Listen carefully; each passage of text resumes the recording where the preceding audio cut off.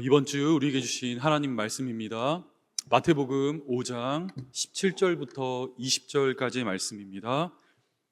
마태복음 5장 17절부터 20절까지의 말씀입니다. 우리 서로 한 절씩 교독하고요. 우리 마지막은 함께 읽도록 하겠습니다. 저부터 읽겠습니다. 내가 율법이나 선지자를 폐하러 온 줄로 생각하지 말라. 폐하러 온 것이 아니요 완전하게 하려 함이라. 이로 너희에게 이르노니 천지가 없어지기 전에는 율법의 1.1획도 결코 없어지지 아니하고 다 이루리라. 그러므로 누구든지 이 계명 중에 지극히 작은 것 하나라도 버리고 또 그같이 사람을 가르치는 자는 천국에서 지극히 작다 일컬음을 받을 것이요 누구든지 이를 행하며 가르치는 자는 천국에서 크다 일컬음을 받으리라. 같이 읽도록 하겠습니다. 내가 너희에게 이르노니 너희 의가 서기관과 바리새인보다 더 낫지 못하면 결코 천국에 들어가지 못하리라. 아멘, 아멘. 말씀의 제목입니다. 1.1획도 결코 없어지지 아니하고 다 이루리라. 이 제목을 가지고 하나님 말씀 나누도록 하겠습니다. 주 안에 사랑하는 여러분, 우리는 계속해서 산상수훈의 말씀을 살펴보고 있습니다. 오늘이 벌써 10번째 시간인데요. 산상수훈은 그리스도인들의 정체성과 그 사명에 대한 예수 그리스도의 가르침이에요. 먼저 전반부에 등장하고 있는 팔복을 통하여 오직 천국 백성만이 가질 수 있는 그 성품과 자질, 정체성에 관하여 말하고 있었다면 그 후반부에는 이어지는 말씀은요, 소금과 빛의 비유, 소금과 빛의 존재를 가지고 이 땅을 살아가는 성도들이 세상에 미치는 선한 영향력에 관하여 말씀은 설명하고 있습니다. 우리 지난주에 살펴보았던 핵심 구절 한 번만 더 눈으로 확인해 볼까요? 13절부터 16절까지입니다. 같이 읽겠습니다. 시작. 너희는 세상의 소금이니 너희는 세상의 빛이라. 이같이 너희 빛이 사람 앞에 비치게 하여 그들로 너희 착한 행실을 보고 하늘에 계신 너희 아버지께 영광을 돌리게 하라. 아멘.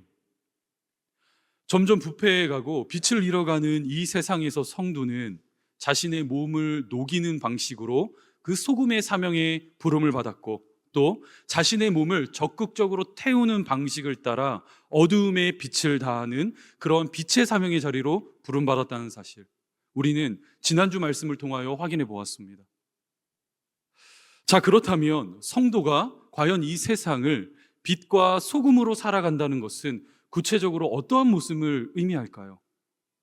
과연 무엇이 그 성도의 착한 행실을 가능케 만드는 삶의 규범이 되는 것입니까? 그런 맥락에서 오늘 본문 말씀을 보시면 이제 예수님께서는 성도들의 삶의 규범이 되는 하나의 너무나 중요한 주제를 딱 꺼내 들고 계시는데 그것은 바로 율법입니다. 율법. 본문 17절입니다. 내가 율법이나 선지자를 폐하러 온 줄로 생각하지 말라. 폐하러 온 것이 아니요 완전하게 하려 함이라. 이제 성경을 읽다 보시면 이 신약 성경에 율법과 선지자라는 표현이 이렇게 딱 붙어서 이렇게 등장하고 있는 모습을 우리는 자주 목격할 수가 있습니다. 그런데 여기서 말하는 이 율법은 정말 저와 여러분들이 생각하는 그 토라를 말하는 것이 아니고 이 선지자도 과거 이 땅을 살아갔던 하나님의 사람을 말하는 것이 아니에요. 신약 성경에 율법과 선지자가 이렇게 붙어 나올 때는요, 율법, 십계명을 포함한 모세오경을 말하는 것이고 그 선지자는 그 뒤에 등장하고 있는 대선지서와 소선지서를 포함한 그 구약의 나머지 부분을 가리킵니다. 그래서 이 두 가지 개념을 하나로 딱 묶으면 그것은 구약 성경 전체를 가리키는 것이다. 이렇게 이해하면 정확해요. 당시 유대 민족들에게 있어서 이 율법은 그들의 삶의 정중앙에 놓여진 핵심 가치였습니다. 이 안에는 248개의 명령과 365개의 금지사항이 들어있었으며 이것을 잘 지켜 행하는 사람들, 서기관과 바리새인 같은 사람들은 세상으로부터 존경과 인정을 받았고 또 반대로 이것을 잘 지켜 행하지 못하는 사람들은 정죄를 받는 그런 시대였어요. 그런데 예수님께서는 그들이 오랫동안 쌓아올린 그 전통과 규율을 정면으로 반박하시는 듯한 다소 파격적인 행보를 보이셨는데 이러한 모습입니다. 율법이 엄격하게 금하고 있는 세리, 창녀, 죄인 이들과 함께 식탁 교제를 하셨고, 또 유대 사회로부터 이렇게 바깥으로 떨어져 있는 병든 자, 또 연약한 자, 가난한 자 그들의 벗이 되어 주셨으며, 또 먹는 것 외에는 아무 일도 해서는 안 된다는 그 안식일 규례를 어기시면서까지 많은 권능을 행하셨다는 거예요. 그러자 이 모습을 지켜보고 있던 유대인들이 이제 어떠한 생각을 하게 되었느냐? 혹시 저자가 우리 유대 사회가 오랫동안 쌓아올린 그 전통을 혹시 반대하는 것은 아닐까? 혹시 저자가 모세오경과 율법의 가르침과 그 율법을 반대하며 새로운 질서를 세우려는 것은 아닌가? 이처럼 의심 가득한 눈으로 예수 그리스도를 바라보았다는 것입니다. 그러자 구주 예수께서는 이런 사람들의 시선과 세상의 분위기를 딱 캐치하시고는 현재 자신을 어떻게 선언하고 계시다고요? 17절에 내가 율법이나 선지자를 폐하러 온 것이 아니라 완전하게 하려 이 땅에 왔노라, 이렇게 자신을 공개적으로 선언하고 계셨다는 거예요. 현재 17절 가장 후반부에 보시면 완전하게라는 표현 보이시죠? 이 완전하다라는 표현은 헬라어 플레이로라는 단어가 사용되고 있는데, 문자적으로 해석하자면 채우다, 이루다, 충만케 하다, 이러한 뜻을 가지고 있습니다. 그러니까 구약에서 주신 하나님의 말씀이 어딘가 부족하고 충분치 못하기 때문에 우리 구주 예수께서 거기에다가 무엇인가를 더하고 수정하고 첨가하기 위하여 이 땅에 오신 것이 아니라, 구약에 계시된 하나님의 말씀을 자신의 삶과 온전한 순종으로 성취하시고 이루시기 위하여 이 땅에 오신 언약의 성취자이심을 현재 만민에게 선언하고 계셨다는 거예요. 이 모습을 설명하는 것이 이어지는 18절입니다. 제가 읽겠습니다. 진실로 너희에게 이르노니 천지가 없어지기 전에는 율법의 1.1획도 결코 없어지지 아니하고 다 이루리라. 주 안에 사랑하는 여러분, 이 시간 너무나 중요한 한 가지 지점을 반드시 짚고 넘어가야 해요. 구약 성경은 신약 성경과 더불어 그 권위와 권능에 있어서 조금도 차이가 없는 하나님의 말씀입니다. 동일한 하나님의 권능의 말씀이에요. 여러분 믿으십니까? 하나님의 온전하시고 신실하신 그 성품이 가득 담겨 있는 성경은요, 신구약을 가릴 것 없이 66권 모두가 예수를 믿는 모든 성도들에게 값없이 허락하신 하나님의 능력이라는 거예요. 사람의 영혼과 혼을 쪼갤 뿐만이 아니라 그 죄인의 심령, 그 죄된 마음과 본성을 다스리고 돌이키는 그 놀라운 능력이 아버지께서 저와 여러분들에게 주신 66권 신약만이 아니라 구약과 신약 이 두 개의 말씀 가운데 가득 담겨 있다는 것입니다. 그래서 성경을 가리켜 특별 계시라고 하잖아요. 그렇죠? 특별한 계시, 믿는 자들에게 허락하신 하나님의 영원한 능력, 특별 계시. 이에 대한 성경의 진술을 여러분 한번 들어보세요. 베드로전서 1장과 히브리서 4장입니다. 우리 같이 한번 읽어볼까요? 시작. 그러므로 모든 육체는 풀과 같고 그 모든 영광은 풀의 꽃과 같으니 풀은 마르고 꽃은 떨어지되 오직 주의 말씀은 세세토록 있도다 하였으니 너희에게 전한 복음이 곧 이 말씀이니라. 하나님의 말씀은 살아있어 활력이 있어 좌우의 날선 어떤 검보다도 예리하여 혼과 영과 및 관절과 골수를 찔러 쪼개기까지 하며 또 마음의 생각과 뜻을 판단하나니. 여러분 지금 말씀이 어떻게 기록되고 있습니까? 이 세상의 것들은요, 제 아무리 가치 있는 것이라도 할지라도 시간의 지남에 따라 그 의미가 달라지고 퇴색되어지는 이 가변적 존재임에 불과하지만 오직 변하지 않는 딱 한 가지가 있다는 거예요. 그것이 바로 하나님의 말씀이라는 것입니다. 뿐만이 아니라 어머니의 모태로부터 죄의 수저를 물고 태어난 저와 여러분들의 그 죄된 본성과 자아를 깨뜨리시며 진정한 변화와 회심의 자리로 인도하시는 그 능력이 다른 곳에 있는 것이 아니라 하나님의 영원한 왕권이 담겨 있는 이 말씀 안에 놓여져 있다는 거예요. 그러나 지난 인류의 역사를 돌이켜보시면 성경에 대한 뒤틀린 시각을 가지고 하나님의 말씀을 왜곡스럽게 받아들인 무리가 있었음을 우리는 발견할 수가 있습니다. 그 대표적인 사람들이요, 2세기경에 일어났었던 말시온이라는 집단이에요. 이들은 대표적인 이단입니다. 어떠한 특징이 있느냐? 구약의 권위를 인정하지 않아요. 오직 신약만을 사용합니다. 그리고 성경을 읽다가 신약에 이제 구약이 언급된 부분들이 있잖아요. 그것을 다 빼버리는 거예요. 그리고 여기서 한 걸음 더 나아가 이제 그 신약에 기록된 단어를 본인들의 입맛에 맞게 딱 바꾸어 사용하기 시작했습니다. 오늘 본문 말씀을 예를 들자면 이런 거예요. 분명 예수님께서는 이렇게 말씀하셨죠. 내가 율법이나 선지자를 폐하러 온 줄로 생각하지 말라. 폐하러 온 것이 아니요 완전하게 하려 함이라. 말씀을 성취하시고 이루시는 성취자의 사역을 보여주고 계신 거예요. 그런데 말시온 이 집단들은 말씀을 어떻게 왜곡스럽게 받아들였느냐? 내가 율법이나 선지자를 완전하게 온 줄로 생각하지 말라. 완전하게 하러 온 것이 아니요 폐하려 하려 함이라. 여러분 어떠세요? 단어 하나만 위치를 딱 바꿨는데 그 말씀의 의미가 완전히 달라지고 있지 않습니까? 본인이 주장하고 싶은 대로, 내가 믿고 싶은 대로 그 입맛에 따라 말씀을 넣고 빼고 이 편집을 했다는 거예요. 성경의 권위를 훼손하면서까지 그렇게 자신의 신앙을 증명하고 싶었다는 것입니다. 그런데 이 모습은요, 과거의 전유물이 아니에요. 오늘 이 현 시대에도요, 얼마든지 볼 수 있는 너무나 이제 가슴 아픈 현실이기도 합니다. 그 대표적인 예가 오늘날 많은 성도님들이 이렇게 말하는 거 여러분 한 번쯤은 들어보셨을 거예요. 율법이 말하는 그 구약이 말하는 율법의 시대는 다 끝났고 예수께서 이 땅에 오심으로 말미암아 새로운 은혜의 시대가 열렸다. 여러분 혹시 이러한 말들 들어보셨나요? 어떻게 생각하세요? 여러분 이 말씀이 맞는 표현입니까? 반은 맞고 반은 틀린 이야기예요.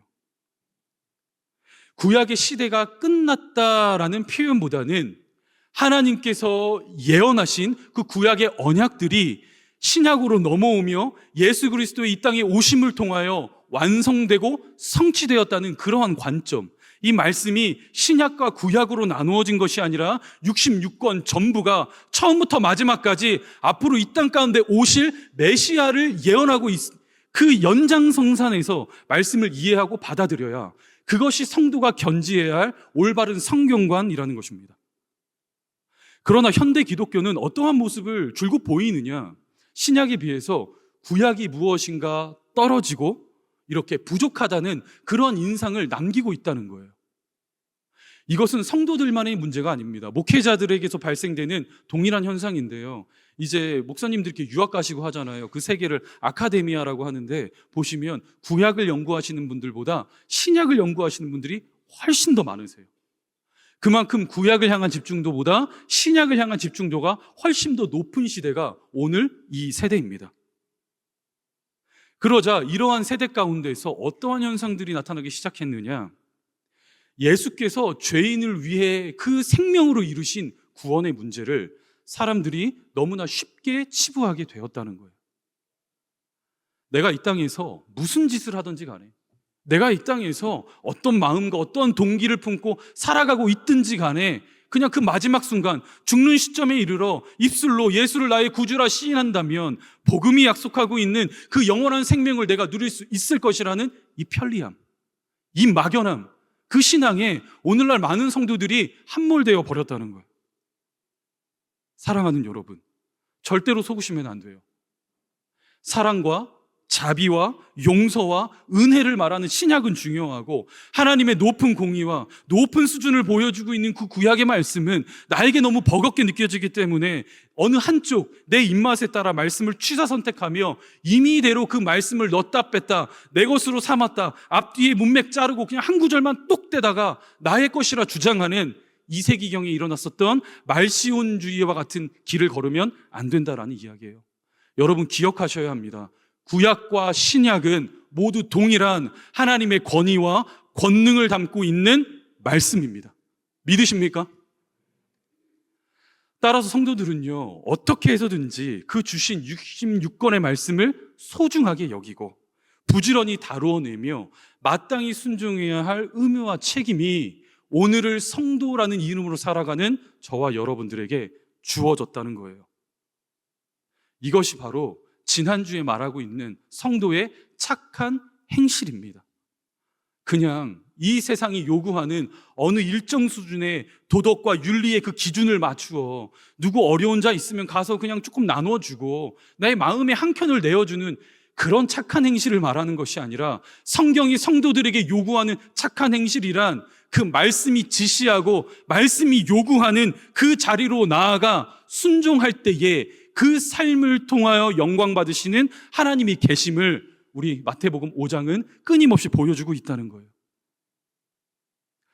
주 안에 사랑하는 여러분, 지난 15년 동안 이 목회 현장에서 제가 목이 터져라 외쳤습니다. 우리 성도들에게 하나님의 말씀을 가까이 하십시오. 우리 성도들 제발 하루에 10분만이라도 좋으니까 하나님의 보화를 열어 그 말씀을 좀 누리십시오. 이 이야기를요 15년 동안 목이 터져라 외쳤어요. 캐나다로 넘어오기 직전 마지막 섬겼던 곳, 그곳에서 보냈던 그 2년 동안은요 가족들과 집에서 저녁 식사를 한 것이 10번이 안 돼요. 둘째 녀석이 태어났는데 어떻게 자라는지도 모를 만큼 정말 최선을 다했던 시간들이었어요. 아이들도 쫓아다니고요, 필요하다면 여러 가지 성경 공부도 열고요, 제자 훈련도 실시하고요, 어떻게 해서든지 그 거룩한 습관이 성도들의 삶 가운데 배일 수 있도록 최선을 다했던 시간들이었습니다. 그런데 진짜 안 돼요. 제가 뭐 했던 목회 중에요, 다른 것들은 제가 어느 정도 시간을 투자하고 열심히 한다면 성과가 보이는데요, 제가 지금 말씀드린 우리 같이 성경 읽읍시다, 여러분 성경 보셔야 됩니다, 말씀으로 돌아가셔야 됩니다, 이 부분은요 정말 안 돼요. 주신 말씀 속에서 나를 발견하고 그 말씀에 나를 비추어 보며 그 깨어지고 그 가난한 심령을 붙들고 하나님의 은혜가 무엇인지, 아버지께서 나를 위하여 무엇을 하셨는지, 그분의 사랑이란 무엇인지, 예수 그리스도의 성품이란 무엇인지, 이것을 세상이 아니라, 여러분들의 관념이 아니라, 상상이 아니라 주신 말씀 안에서 우리가 발견하고 깨닫고 누릴 때에 그때 비로소 성도의 삶이 사라지는데, 여러분 어떻게 하고 계십니까? 핑계가 너무 많잖아요. 그렇죠? 목사님, 제가 지금 너무 바빠요. 아이를 키우는 일이 얼마나 분주한데요. 회사 일 마치고 퇴근해서 집에 들어오면 성경책을 열어볼 힘이 제겐 없습니다. 뭐 알고 하시는 말씀이세요? 어떻게 그러한 무례한 말씀을 저에게 하실 수 있으세요? 요즘 이것이요 정확히 성도들의 스탠스예요. 불편하게 하지 말라는 거예요. 나 이 교회 안 다니고 그럼 다른 데 간다는 거예요. 제가 한 가지 좀 충격적인 사실을 말씀드려 볼까요? 한국교회 미래 리포트의 그 통계 자료에 따르자면 우리 조국교회 성도들 중에 약 80%가 일주일 동안 단 한 번도 성경을 열어 하나님의 말씀을 대면하지 않는다고 합니다. 자, 여러분 어떠세요? 80%에 여러분 해당되십니까? 그리고 그 신앙생활이요 20년, 30년 다 필요 없어요. 조국교회의 90%가 넘는 성도들이요 그 신앙생활을 시작한 이래로 창세기부터 계시록까지 하나님께서 주신 그 말씀을 단 한 번도 읽지 않았다라고 답했습니다. 이것이 오늘날 조국교회와 성도들의 영성이에요. 그들에게 있어서 성경이란 무엇이냐? 그냥 교회 나올 때에 그 옆구리에 딱 끼고 나오는 액세서리, 그 이상 그 이하도 아니라는 이야기입니다. 심지어 지금은 이 성경책을 들고 나오는 것도 이제 귀찮은가 봐요. 어떻게 하시냐? 여러분 손에 스마트폰 하나씩 다 있잖아요. 그 스마트폰을 열어, 앱 열어, 오늘 본문 말씀 딱 읽고 덮어버리시잖아요. 그리고는 한 주 동안 하나님의 말씀과는 전혀 상관없는 그런 삶을 살다가 이 자리 가운데 오니, 여러분 세상에서는 두말할 것 없고 이 자리에서도 성도가 성도를 대할 때 과연 소금과 그 빛의 모습이 여러분 드러나겠습니까? 안 되겠죠. 페이퍼를 작성할 때면요 그 종교란에 기독교라는 세 글자를 쓰고 사람들과 관계를 맺고 사회생활을 할 때 기독교라는 명찰을 가슴에 달고 살아가고 있지만 실상 그 속을 들여다보고 있으면 전부 다 샤머니즘을 따르고 있는 거잖아요. 샤머니즘. 물 떠다 놓고 돌 하나 올려놓고 비나이다 비나이다, 산신령님께 비나이다, 나의 건강을, 나의 미래를, 우리 자녀의 앞날을, 현재 하고 있는 비즈니스를 책임져 주옵소서. 존재하지도 않는 실체를 향하여 그 어떤 인격적인 관계도 기대하지 않은 채 그저 나의 소원만을 주문처럼 되풀이하고 있는 모습이 오늘을 살아가고 있는 신앙인들의 현 주소라는 거예요. 여러분, 그러니 성도의 삶이 사라지겠습니까? 그러니까 교회가 아프고 성도들이 병들어가는 거예요. 한 주 동안 이 땅에서 그 익숙한 나의 경험, 나의 실력, 나의 안목, 나의 노하우, 이런 것을 가지고 살다가 주일날 이제 말씀과 은혜가 지배하는 이 공동체에 나와 그 눈으로 이제 사람들을 대하고 교회가 감당해야 할 그 사명을 하려고 하니까 여러분, 탈이 나지 않겠습니까? 주 안에 사랑하는 여러분, 반드시 기억하셔야 합니다. 이제 한 달 뒤에 이 교회에 영광스러운 순간이 있잖아요. 9월 첫째 주 직분자를 선출하는 그 순간이 기다리고 있어요. 나에게 조금 잘해주고 나에게 조금 밥도 사주고 이렇게 대접해주는 그 어느 누군가를 향하여 인기 투표하는 시간이 아닙니다. 저와 여러분들이 성령께서 주시는 감동을 따라 믿음을 사용하여 분별해내야 되는 인재들이란 하나님의 음성에 자신의 몸을 쳐서 복종시키고 말씀하신 주신 감동이 있다면 그 뜻을 따라 살아가기 위하여 몸부림치는 그 신앙의 흔적이 성도들의 심령 가운데 묻어나는지를 봐야 되는 거예요. 성경이 말하는 그 성품이 그 성도의 존재 가운데에 그 언행과 행실 가운데 묻어나고 있는지를 여러분들이 확인해야 한다는 것입니다. 이것이 제가 9월 직분자 선거에서 기대하는 모습이에요. 사랑하는 여러분, 성경으로 돌아가야 합니다. 말씀을 부지런하게 읽고 그 주신 말씀에 나의 삶을 점검해 보며 말씀의 권능에 의지하여 그 주신 은혜를 우리 공동체 안에 정성스럽게 흘러보내게 될 때, 그때 교회는 살고 그때야 천국 백성다운 삶이 사라집니다. 과거 우리 신앙의 선배님들의 모습을 여러분 머릿속에 한번 떠올려 보세요.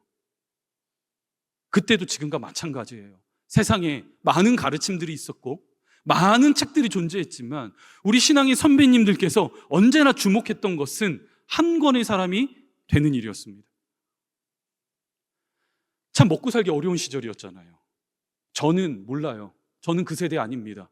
하지만 우리 연세가 지긋하신 어르신들이나 그 윗세대 분들은 다 아는 이야기일 거예요. 정말 어려웠잖아요. 팔을 걷어붙이지 않으면 자식들 먹일 수 없을 만큼 그 위기의 상황 속에서 초등학교도 안 나온 우리 신앙의 선배님들 얼마나 주옥과 같은 말씀들을 쏟아내셨습니까?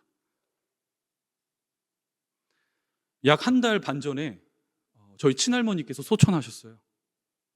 그 소식을 제가 제자훈련하던 주일 오후 그 저녁에 듣게 되었는데 그 마음이 너무 허전하고 아프더라고요. 제가 유년 시절에 할머니께서 저를 키워주셨거든요. 저에겐 좀 남다른 분이세요. 그래서 곧바로 비행기표 끊고 한국으로 달려가려고 했어요. 그러자 식구들이 전화가 와서 저를 한사코 말리더라고요. 어차피 지금 와봤자 장례식 다 끝나니 뭐를 할 수 있겠냐. 그냥 맡겨준 그 자리에서 우리 성도들 섬기며 그 사명 잘 감당하길 바란다. 어쩌면 그것이 할머니께서 손주에게 바라는 그 마음 아니겠냐. 이러한 말씀을 저에게 주시더라고요. 그날 밤 조용히 책상에 앉았습니다. 기도하며 저희 친할머니께서 걸어가신 그 지난 97년이라는 시간을 제가 머릿속에 반추해 보았어요. 그리고 오랜 고민 끝에 화환을 보낼 때 거기에 적은 문구는 다음과 같습니다. 후대들에게 신앙의 유산을 남겨주셔서 감사합니다. 저희 할머니께서는 꽤 오랜 시간 요양병원에서 지내셨어요. 그런데 아흔이 넘으신 그 할머니의 그 병원을 찾아갈 때면 언제나 그 침상 위에 그 작은 침대 있잖아요. 거기에 놓여 있던 것은 다름 아닌 성경책이었어요. 그 할머니의 손때가 가득 묻어있는 그 성경책, 손주들이나 자식들이 찾아올 때면 하나님의 말씀을 본인의 삶으로 먹었고 본인의 마음으로 순종했으며 믿음으로 응답했던 그 살아있는 내용들을요 입술로 막 쏟아내시는데, 제가 목회자임에도 불구하고 그냥 머리가 숙여지는 거예요. 넘치는 하늘의 부요와 성도의 영광과 존영이 무엇인지 저희 신앙의 선배님, 신할머니께서 보여주셨습니다. 비록 이 땅에서 물질적인 풍요함을 누리시지 못했어요. 자녀들이 이렇게 매달 보내주는 5만 원, 10만 원 그거 모아가지고 병원비 하셨고요. 그렇게 생활비 충당하셨습니다. 그럼에도 불구하고 저는 알고 있었어요. 저희 할머니, 하나님께서 부르신 그 자리, 뭐 가진 것도 없고 풍족하진 않지만 빛과 소명, 빛과 소금의 사명을 따라 살아가고 계신 저희 할머니의 모습 저는 알고 있었습니다. 챙겨주시는 간병인 분과 청소하시는 분들을 이렇게 보시면요 그냥 지나치시는 법이 없어요. 자식들에게 받은 그 작은 정성을 구별해서 그거 10,000원짜리 한도 장 담긴 그 봉투 건네시며 웃음과 함께 그들을 위로하셨습니다. 그리고 그 철부지 손주가 유학을 나와 학위를 마치고 한국으로 돌아가지 않겠다, 한 번도 가본 적이 없는 캘거리 땅에 교회를 개척하겠다 그렇게 선언했을 때 그 어르신 새벽마다 일어나셔서 눈물로 기도하셨습니다. 그 손주가 걸어갈 그 눈물과 가슴 아픈 일들을 다 내다보시며 신앙의 어른으로서 자녀를 위해 기도해 주셨어요. 그리고 교회 개척이 얼마 안 남은 시점에 저의 어머니를 통해서 그 꼬깃꼬깃한 지폐가 담긴 봉투 하나 건네주시더라고요. 그 안에 20만 원이 담겨 있었거든요. 마치 다윗이 앞으로 성전을 짓게 될 솔로몬을 위하여 믿음으로 그 예물을 구별해 놓은 그 모습을 보는 것만 같았어요. 그 손주가 그 낯선 땅으로 가 교회를 세우며 주님의 나라와 주의 백성들을 섬기게 될 그 모습을 그리며 아름답게 쓰일 수 있도록 말씀을 따라 주신 감동을 사용하며 그 손주의 앞길을 예비하고 있었다는 거예요. 현실에 뿌리 박힌 영성을 가지고 이 땅에서 빛의 사명과 소금의 사명을 넉넉하게 감당하고 계셨던 것입니다. 사랑하는 여러분, 이것이 바로 성경이 저와 여러분들에게 기대하는 삶이며 이것이 바로 하나님께 가장 위대한 인생입니다. 이것을 설명하는 말씀이 이어지는 19절이에요. 같이 한번 읽어볼까요? 시작! 그러므로 누구든지 이 계명 중에 지극히 작은 것 하나라도 버리고 또 그같이 사람을 가르치는 자는 천국에서 지극히 작다 일컬음을 받을 것이요 누구든지 이를 행하며 가르치는 자는 천국에서 크다 일컬음을 받으리라. 아멘. 주 안에 사랑하는 여러분, 하나님의 말씀을 사모하셔야 합니다. 제가요 이 한마디 하고 싶었던 거예요. 사실 하도 많이 속아서 이렇게 기대가 안 되는 건 사실인데요, 그냥 한 사람을 위하여, 한 영혼을 위하여 이번 주 설교 준비했어요. 하나님, 진짜 제가 할 수 있는 전부를 더 잘하고 싶고 더 좋은 말씀을 녹여내서 우리 성도들 먹이고 싶지만 주신 그 달란트와 은사를 따라 제가 할 수 있는 전부를 다 했으니 주님, 딱 한 명만, 이 자리 가운데 계신 성도들 중에 딱 한 명만 그 주신 말씀 앞에 자신의 속사람을 바로 세우는 그런 성도 한 사람만 하나님 허락해 주세요. 저 그 마음으로 지금 이 강대상에 쓴 거예요. 사랑하는 여러분, 하나님의 말씀으로 돌아가셔야 합니다. 우리들의 분주한 일상이지만 오늘을 믿음으로 살아낼 수 있는 그 넉넉한 힘을 공급하는 곳은 다른 곳이 아니에요. 이곳입니다. 이곳. 왜요? 저와 여러분들이 천국 백성으로 그렇게 지음받았기 때문이에요. 여러분 기억하셔야 돼요. 우리 자녀들 말씀으로 기르고 말씀으로 양육하셔야 합니다. 그래야 이 땅에 소망이 있어요. 저는 정말 좀 두렵거든요. 현재 제가 보고 있는, 눈에 보이는 여러분들이 정말 마지막 세대가 될까봐, 우리 다음 세대들 이 세상의 기류와 문화와 그 흐름에 휘청휘청거리며 여호와를 알지 못하는 다른 세대가 될까봐 저는 진짜 두려워요. 우리 부모 세대들 사명을 가지셔야 돼요. 사명을. 이 땅에서 성공하고 돈 많이 벌고 떵떵거리는 그 지름길을 말하기에 앞서 죽고 사는 문제잖아요. 복음, 생명의 문제잖아요. 잡고 가르쳐야죠. 안 된다면 잡아놓고서라도 가르쳐야죠. 우리들의 입술의 가르침뿐만이 아니라 그 주신 말씀, 감동을 따라 삶으로 살아내었던 나의 행실과 나의 언행과 그 모든 것을 통하여 남겨줘야죠. 무엇을요? 신앙의 유산을. 우리 자녀들이 그 어느 순간 부모가 떠났을 때 그 마음이 공고하여 넘어질 때 보고 일어나야 되잖아요. 그 손때가 묻은 그 하나님의 말씀, 살아있는 보아 남기셔야 되잖아요. 저와 여러분들의 사명이에요. 저도 정말 최선 다할게요. 이 강대상에서 내려오는 그 순간까지 말씀이 지시하고 가르치는 바를 제가 몸소 따라 행하며 여러분들에게 본이 되기 위해 최선을 다하겠습니다. 그러니 우리 사랑하는 성도들, 여러분들도 포기하지 말아주세요. 결심했지만 넘어지고 쓰러지고 좌절했던 그 자리에서 다시 일어나 하나님의 말씀을 붙들며 그 말씀을 펴 내 발의 등불이 되는 그 생명의 길을 찾아내는 것입니다. 이 시간 간절히 소망합니다. 주님의 그 주신 달콤한 율법과 율례가 저와 여러분들의 삶과 그 마음을 짓누르는 더 많은 순종이 아니라 더 깊은 순종의 자리로 나아갈 수 있도록 주님의 음성 앞에 우리들의 삶을 내어드리며 청종할 수 있는 우리 사랑하는 모든 권속들 될 수 있기를 주님의 이름으로 간절히 축복합니다. 주님의 이름으로 간절히 축복합니다. 우리 시간 함께 찬양하시며 기도의 자리에 나아가기를 원해요. 우리 함께 하실 찬양은요, 전심으로라는 제목이에요. 너무 아름다워요. 전심으로입니다. 내 삶의 어느 한 영역, 한 부분만이 아니라 나의 삶 전체를 들어 사용하실 그 아버지를 기대하며 우리 함께 믿음으로 고백하기를 원해요. 살아계신 하나님, 이 땅 가운데에 태초전부터 보내실 것 계획하셨고 2025년 7월을 살아가게 하심에 아버지 감사합니다.